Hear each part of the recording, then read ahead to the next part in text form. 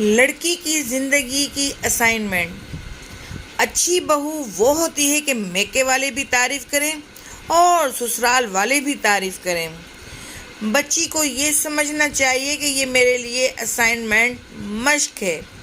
میں میکے میں ایسی زندگی گزاروں کہ جب میری شادی ہو تو میکے والوں میں میری ماں بہن کی زبان سے میری تعریفوں کے پل بند رہے ہوں، اور جب میں سسرال جاؤں تو میں ایسے بن کے رہوں کہ میری ساس اور نند کی زبان سے میری تعریفیں ہو رہی ہوں۔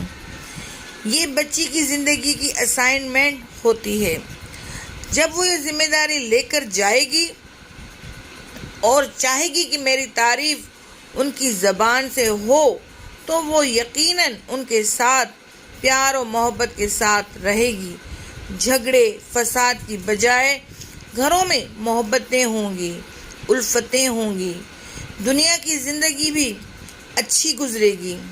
یہ چھوٹا سا گھر انسان کی چھوٹی سی جنت بن جائے گا اور اللہ رب العزت بھی خوش ہوں گے۔ اس کو کہتے ہیں ہم خرما و ہم ثواب، کہ انسان نے دنیا میں بھی پرسکون زندگی گزاری، محبتوں اور چاہتوں کی زندگی گزاری، اور اس کے بدلے میں اللہ تعالیٰ نے اس کی آخرت کو بھی بنا دیا۔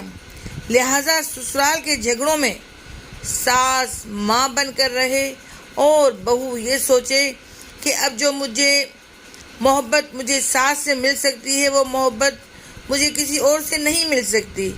جب اس طرح دونوں ایک دوسرے کے قریب آ جائیں گے تو گھروں سے جھگڑے بالکل ہی ختم ہو جائیں گے۔ اللہ تعالیٰ ہم سب کو زندگیوں میں چین و سکون عطا فرمائے، آمین۔